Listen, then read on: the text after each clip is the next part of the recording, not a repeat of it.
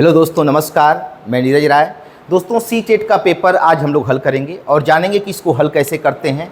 2011 का हिंदी का पेपर लिए हैं, पहले 2011 का हल करेंगे, इसके बाद 2024 का हल करेंगे, ठीक है। और देखेंगे कितना सहजता से ये पेपर हो जाता है, ठीक है। पहले प्रश्न से लेकर हम लोग चलते हैं। उपचारात्मक शिक्षण की सफलता निर्भर करती है, प्रश्न पूछ दिया गया, ठीक है। 4 ऑप्शन दिए गए। भाषिक नियमों के ज्ञान पर, समय व अवधि पर, समस्याओं के कारणों की सही पहचान पर, उपचारात्मक शिक्षण की सामग्री पर। जब हम प्रश्न को समझ लेंगे तो उत्तर अपने आप समझ में आ जाएगा। सी टेट के प्रश्न को हल करने में सबसे बड़ी यही समस्या होती है कि हम प्रश्न को नहीं समझते हैं, ठीक है, ऑप्शन में भागने लगते हैं। जब ये हमको समझ में आ गया तो उत्तर अपने आप समझ में आ जाएगा। यहाँ कहा उपचारात्मक शिक्षण। आप जरा कल्पना करके देखें कि किसी चीज का उपचार कैसे किया जाता है, निदान कैसे किया जाता है। जब उसके कारणों की पहचान होगी तभी तो निदान करेंगे, तभी तो उपचार करेंगे, ठीक है। ये बात हमको समझ में आ गई। अब ऑप्शन ढूंढेंगे तो आराम से उत्तर हो जाएगा। तो समस्याओं के कारणों की सही पहचान पर सीधे सीधे उत्तर मिल जाएगा कि उपचारात्मक शिक्षण की सफलता निर्भर करती है समस्याओं के कारणों की सही पहचान पर, ठीक है, बिल्कुल। चले दूसरे प्रश्न पे बढ़ते हैं। भाषा शिक्षण में पाठ्य पुस्तक क्या है? पाठ्य पुस्तक क्या है? एकमात्र, जहां केवल लगे, जहां एकमात्र लग गया है वो तो अपने आप गलत हो जाएगा, ठीक है। एकमात्र संसाधन है, साध्य है, साधन है, अनावश्यक है। कह रहा है कि भाषा शिक्षण में पाठ्य पुस्तक एक साधन है, साध्य हमारा तो दूसरा हो जाएगा। साध्य तो यह है कि बच्चे के सोचने की क्षमता बढ़ानी है, कल्पना करने की क्षमता बढ़ानी है, उसमें संवेदनशीलता बढ़ाना है, उसके भीतर तर्क करने की क्षमता, विश्लेषण करने की क्षमता, निर्णय लेने की क्षमता, ठीक है, ये सब चीजें बढ़ाना है। ये तो उद्देश्य होगा ना। तो यहाँ पे पुस्तक एक साधन हो जाएगी, साध्य नहीं होगी, ठीक है। तो भाषा शिक्षण में पाठ्य पुस्तक क्या होती है? एक साधन होती है, एक सहायक होती है जीवन में, ठीक है। बहुत ईजी है। तीसरे पे चलते हैं, थर्ड प्रश्न पे। हिंदी की कक्षा में प्रायः हिंदीतर भाषी बच्चे हिंदी सीखने में अनेक कठिनाइयों का सामना करते हैं, ठीक है। मतलब हिंदी भाषा की कक्षा में ऐसे बच्चे आते हैं जिनका परिवेश हिंदी से संबंधित नहीं है, ठीक है, और उनको भाषा सीखने में कठिनाई होती है।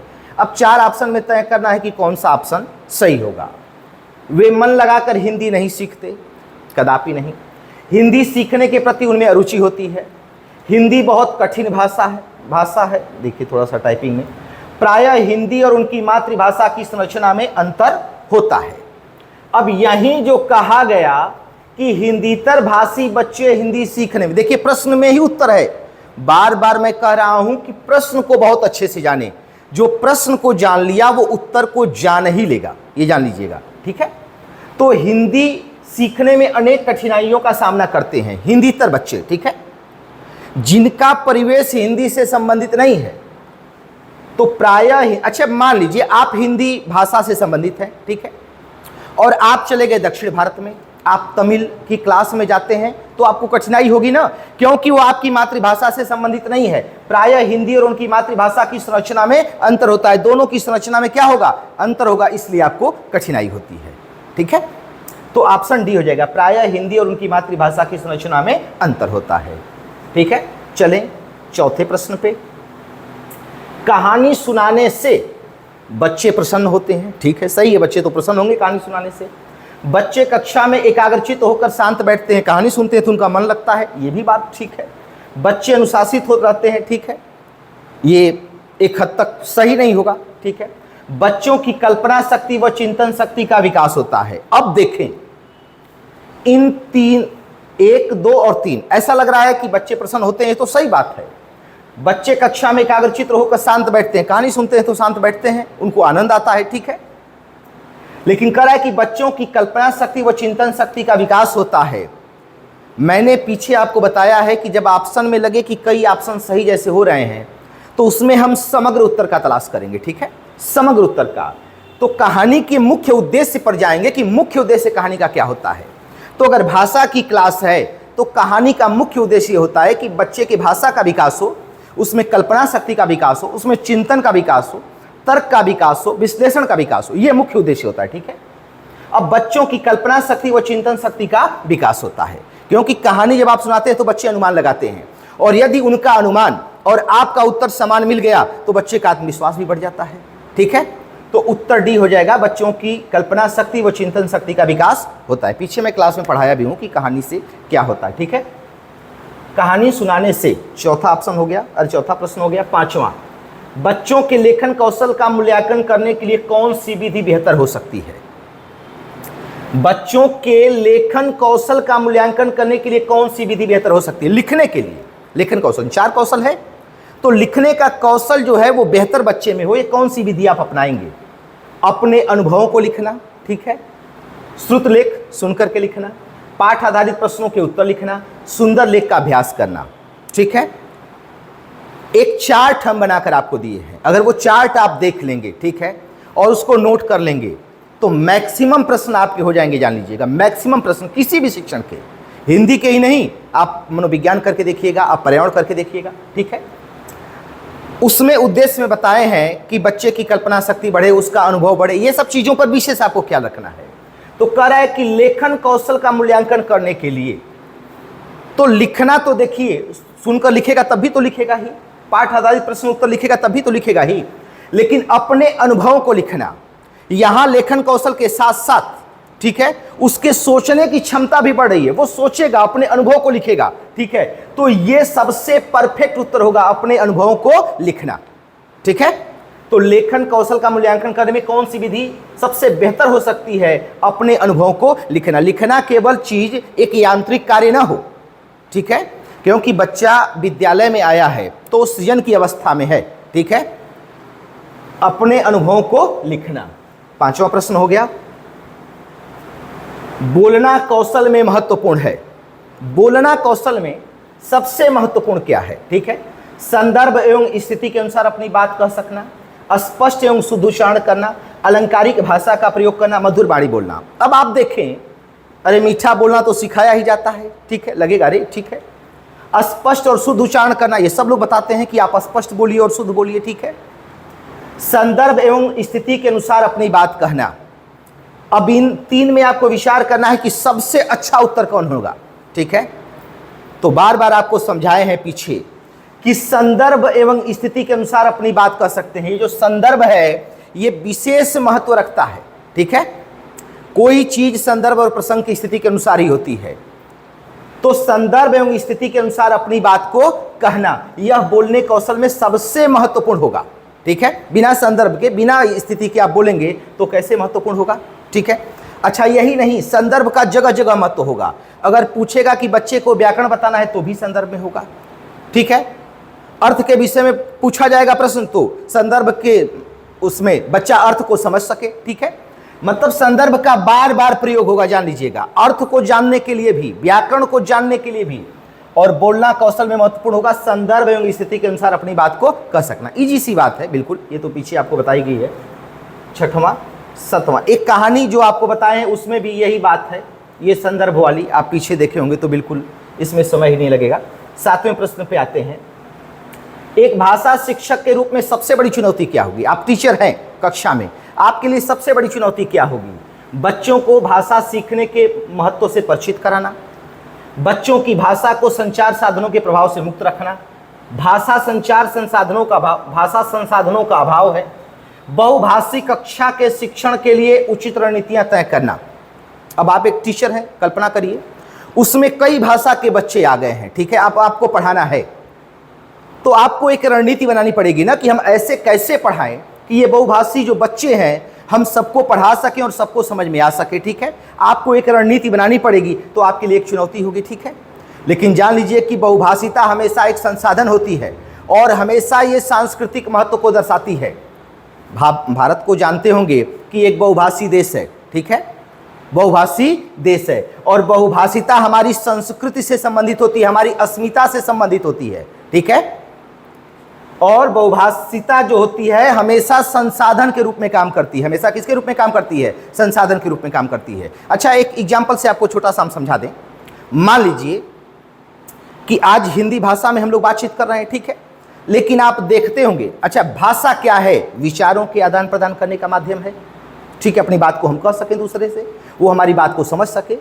लेकिन आज हिंदी भाषा में अनेक भाषाओं के शब्द आ गए हैं जिनका हम प्रयोग करते हैं। पूरे दिन यदि हम उठाकर देखें तो शायद हिंदी के गिने चुने शब्द का प्रयोग करते होंगे, लेकिन हमारा काम चल रहा है, संचार हमारा हो रहा है, ठीक है।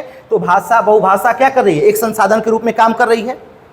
जैसे सुबह से उठें तो आप अगर बोलें कि मैं बेड से उठा, पंखा, घड़ी, साइकिल, ट्रेन, बस, बाल्टी, मग्गा, ब्रश, पेस्ट, कोई भी हिंदी का शब्द है? एक भी हिंदी का शब्द नहीं है, लेकिन इसके द्वारा हमारे विचारों की अभिव्यक्ति हो रही है, सामने वाला समझ रहा है, ठीक है। तो बहुभाषा एक संसाधन के रूप में काम करती है, हमेशा याद रखिएगा, ठीक है। पहले इसे कठिनाई माना जाता था, लेकिन बाद में जब इस पर रिसर्च हुआ तो माना गया कि बहुभाषा क्या है? एक संसाधन है, हमारी संस्कृति से संबंधित है, हमारी अस्मिता से संबंधित है, ठीक है। तो एक भाषा शिक्षक के रूप में सबसे बड़ी चुनौती क्या है? बहुभाषी कक्षा के शिक्षण के लिए उचित रणनीतियां तय करना, ठीक है। 8वां प्रश्न, एक समावेशी कक्षा में कौन सा कथन भाषा शिक्षण के सिद्धांतों के प्रतिकूल है? मतलब भाषा शिक्षण के सिद्धांतों के विपरीत कौन है एक समावेशी कक्षा में? ठीक, ऑप्शन ए, बच्चे परिवेश से प्राप्त भाषा को ग्रहण करते हुए भाषा प्रयोग में नियम बना सकते हैं। सही है, बच्चे परिवेश से जो भाषा प्राप्त, ज्ञान प्राप्त करते हैं उससे संबंधित नियम भी बना लेते हैं, ठीक है। भाषा परिवेश में रहकर अर्जित की जाती है, ये भी सही है। अगर चामस्की का नाम भी सुने होंगे तब भी मान लीजिए कि जन्मजात बच्चों में प्रवृत्ति पाई जाती है। खैर यहाँ वैज्ञानिक सिद्धांत हम नहीं बताएंगे, हम केवल व्यवहारिक आपको पढ़ा रहे हैं, ठीक है। नहीं तो वो बहुत आसान होता है कि किसने क्या कहा, भाई उसकी सामाजिक अंतःक्रिया से भाषा का विकास होता है, ठीक है। जिम पियाजे है, चामस्की है, ठीक है, स्किनर है, अनुकरण के द्वारा। तो ये तो आप 1 सेकंड में उत्तर लगाएंगे, चल देंगे कि किसने क्या कहा है, ठीक है। लेकिन ये चीज समझने वाली हो जाएगी, यहां आपको समझना। अच्छा, मैं आपसे प्रश्न करूं कि किसने कहा है कि भाषा बच्चा अनुकरण के माध्यम से सीखता है? आप स्किनर देखे, आपसे लगाए चले गए। किसने कहा कि बच्चे में जन्मजात भाषा अर्जित करने की क्षमता पाई जाती? चामस्की देखे, आप लगाए चले गए। किसने कहा कि सामाजिक अंतःक्रिया से भाषा का विकास होता है? वाइगोत्स्की पाए, आप लगाए चले गए, ठीक है। यहां कहां सोचना आपको है, ये तो इजी हो जाएगा ना, ठीक है। लेकिन ये व्यवहारिक है जो सबसे अधिक प्रश्न सीटेट में पूछा जाता है।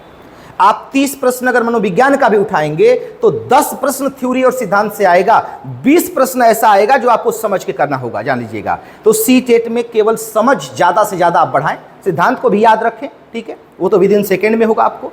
चलिए आगे बढ़ते हैं। तो बच्चे परिवेश से प्राप्त भाषा को ग्रहण करते हुए भाषा प्रयोग में नियम बना सकते हैं, सही है। भाषा परिवेश में रहकर अर्जित की जाती है, ये भी सही है। प्रिंट समृद्ध माहौल भाषा सीखने में सहायक होता है, ये तो बार बार बताया जा चुका है, ठीक है। व्याकरण के नियम सिखाने से बच्चों का भाषा विकास शीघ्रता से होता है, ये गलत है। व्याकरण संदर्भ में पढ़ाना है, ठीक है, उसके नियम याद करना और रटाना नहीं है। तो ए बी सी 3 तो सही है, चौथा क्या हो जाएगा? गलत हो जाएगा। तो कौन प्रतिकूल है? डी प्रतिकूल है, ठीक है। चलते हैं 9वें प्रश्न पे। एक बहुसांस्कृतिक कक्षा में आप एक भाषा शिक्षक के रूप में किस बात को अधिक महत्व देंगे? पाठ्य पुस्तक के प्रत्येक पाठ को भलीभांति समझना, बच्चों को व्याकरण सिखाना, स्वयं शुद्ध भाषा प्रयोग करना, बच्चों को भाषा प्रयोग के अधिक से अधिक अवसर देना। देखिए यहाँ बच्चों की भूमिका बढ़ गई, और जहाँ बच्चों की भूमिका बढ़ जाएगी वो उत्तर सही हो जाएगा। बच्चों को भाषा प्रयोग के अधिक से अधिक अवसर देना, बच्चे सक्रिय रूप से भागीदार होंगे, ठीक है। तो ऑप्शन डी सही हो जाएगा, ठीक है। पीछे का थोड़ा सा आप ये देखिएगा कि जो चार्ट में बात बता रहे हैं उसको समझने का प्रयास करिएगा, आपका उत्तर अपने आप होता हुआ चला जाएगा। बच्चों को भाषा प्रयोग के अधिक से अधिक अवसर देना, ठीक है। उसमें हमने इन शब्दों का प्रयोग किया है कि कैसे बच्चे का भाषा विकास होगा या किसी भी चीज में, ठीक है। 9वां 10वें प्रश्न पे आते हैं। प्राथमिक स्तर पर कौन सा भाषा शिक्षण का उद्देश्य नहीं है? स्पष्टता एवं आत्मविश्वास के साथ अपनी बात करना, स्पष्टता और आत्मविश्वास के साथ अपनी बात कहना, ठीक है। वर्णमाला को क्रम से कर, ये तो अपने आप गलत हो गया, सीधे सीधे। ध्वनि संकेत चिन्ह का संबंध बनाना, ये भी ठीक है। विभिन्न संदर्भों में भाषा, किस संदर्भ आ गया? प्रयोग करना, ये भी ठीक है। वर्णमाला को क्रम से कंठस्थ करना कभी सही नहीं होगा, ठीक है। मैंने कमजोर पक्ष बताया है आपको उस चार्ट में कि ये हमेशा उत्तर में कमजोर पक्ष होंगे, ये कभी सही नहीं होंगे, ठीक है। तो ये तो इजी सा है। 11 देख लेते हैं। गृह कार्य के बारे में कौन सा कथन उचित है? बच्चों को होमवर्क दिया जाता है, कौन सा उचित है? गृह कार्य अभिभावकों को व्यस्त रखने का उत्तम साधन। अरे कहां से, ऐसे तो होगा ही नहीं। बच्चों की क्षमताओं स्तर के अनुसार गृह कार्य दिया जाना चाहिए, यह परफेक्ट उत्तर हो गया। बच्चों की क्षमता, उनकी जो क्षमता है, ठीक है, उसके स्तर के अनुसार गृह कार्य दिया जाना चाहिए। तीसरा देख लेते हैं, गृह कार्य कक्षा में किए गए कार्य का अभ्यास मात्र है, ये भी गलत हो जाएगा।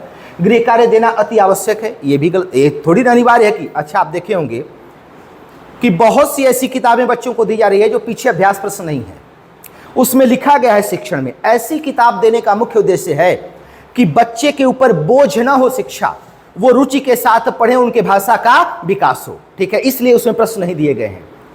तो गृह कार्य देना अति आवश्यक है, अति लग गया और ये आवश्यक लग गया, तो ये दोनों चीजें नहीं होगा, ठीक है। बच्चों की क्षमताओं स्तर के अनुसार गृह कार्य दिया जाना चाहिए। 11 के बाद 12 पे आते हैं, भाषा के अभिव्यक्तात्मक कौशल, अभिव्यक्तात्मक है ये, ठीक है, कौशल है। अभिव्यक्ति कहां कहां से होती है उसको आपको देखना है, ठीक है। सुनना, बोलना, बोलना लिखना। अब देखिए, बोलना और लिखना, लिखना भी अभिव्यक्ति है और बोलना भी अभिव्यक्ति है, तो बी हो जाएगा। ये अभिव्यक्ति पूछ रहा है, आप लिखकर भी अपनी बात किसी को कह सकते हैं और बोलकर भी अपनी बात कह सकते हैं, ठीक है। तो अभिव्यक्ति के विषय में कह रहा है तो बोलना और लिखना, ठीक है। 13, प्राथमिक स्तर पर बच्चों की भाषा शिक्षक के संदर्भ में, भाषा शिक्षा के संदर्भ में निम्नलिखित में से कौन सा कथन असत्य है? कौन सा कथन असत्य है, ठीक है। बच्चे समृद्ध भाषा परिवेश में सहज स्वतः रूप से भाषा में परिमार्जन कर लेते हैं, सही बात है। अगर उन्हें समृद्ध भाषिक परिवेश देंगे तो अपनी भाषा का विकास वो बहुत अच्छे से कर लेंगे। बच्चे भाषा की जटिल और समृद्ध संरचनाओं के साथ विद्यालय आते हैं, ये भी सही बात है। अपने परिवेश से सीखते हैं, वो जटिल से जटिल हो तब भी अपने परिवेश से सहज ही सीखते हैं और उससे लैस होकर के, मातृभाषा की पूंजी से लैस होकर के विद्यालय में आते हैं। बच्चों की भाषा संकल्पनाओं और विद्यालय से प्रचलित भाषा परिवेश में विरोधाभासी भाषा सीखने में सहायक होता है। ये कैसे होगा? अगर दोनों में विरोधाभास होगा तो भाषा सीखने में सहायक कैसे होगा? वो तो सहायक हो ही नहीं सकता है, ठीक है। तो अपने आप सी गलत हो गया। सुधार के नाम पर की जाने वाली टिप्पणियों और निरर्थक अभ्यास से बच्चों में अरुचि उत्पन्न हो सकती है, ठीक है। ये भी बात सही है कि सुधार के नाम पर कहा गया है कि बच्चे में दोष और गलती नहीं देखना है, बल्कि देखना यह है कि बच्चा कैसे सीख रहा है। अब सुधार के नाम पर आप बार बार टिप्पणी करें, निरर्थक अभ्यास से बच्चों में अरुचि पैदा होगी, ठीक है, ड्रॉप आउट करेंगे, विद्यालय को छोड़ देंगे। तो शिक्षण की विधि को आप एक शिक्षक होकर अनुभव करेंगे तो बहुत सहजता से इसको कर जाएंगे, ठीक है। 14, भाषा कौशल के संदर्भ में कौन सा कथन उचित है? विद्यालय में केवल पढ़ना लिखना कौशलों पर ही बल देना चाहिए, जहां केवल लग गया और विद्यालय ही महत्वपूर्ण, वो गलत हो जाएगा उत्तर। बच्चे केवल सुनना, बोलना, पढ़ना लिखना कौशल क्रम से नहीं, ये भी गलत हो जाएगा, ठीक है। भाषा के चारों कौशल परस्पर अंतः संबंधित होते हैं। लिखना, बोलना, पढ़ना, सुनना, ये चारों कौशल जो होते हैं अंतः संबंधित होते हैं, हमेशा याद रखिएगा। कभी भी ये पूछे तो क्या होते हैं? अंतः संबंधित होते हैं, ठीक है। और जरूरी नहीं है कि एक क्रम में सीखे जाए, ठीक है। तो ऑप्शन सी सही होगा। लास्ट प्रश्न देखते हैं, 15वां। 15 प्रश्न शिक्षण के आते हैं, ठीक है, पता है आपको। 15वां प्रश्न है, पाठ में दिए गए चित्रों का क्या उद्देश्य होता है? चित्रों से पाठ्य पुस्तक आकर्षक बनती है, चित्र पाठ की शोभा बढ़ाते हैं, पाठ्य पुस्तक में चित्र देने का प्रचलन है, चित्र अमूर्त संकल्पनाओं को समझने में सहायक होते हैं, ठीक है। डी ऑप्शन हो जाएगा। जो अमूर्त संकल्पना है, जो सिद्धांत क्या होता है, नियम क्या होता है? अमूर्त संकल्पना होता है। तो जो अमूर्त संकल्पना है, चित्र के माध्यम से वो समझने में क्या होगी? आसानी होगी, क्योंकि प्रारंभिक रूप में बच्चे मूर्त संकल्पना को बहुत आसानी से समझते हैं, ठीक है। तो हम चित्र के माध्यम से बताएंगे तो वो आसानी से समझेंगे, ठीक है। ये प्रश्न हल करा के मैं बताया हूं कि आपको कैसे हल करना है, ठीक है। इसे ख्याल करिएगा आप। अगर यहाँ ध्यान देते हैं कि कैसे हल करना है, बस इस बात का आप ख्याल करते हैं तो बहुत आसानी से आपका हो जाएगा, ठीक है। धन्यवाद।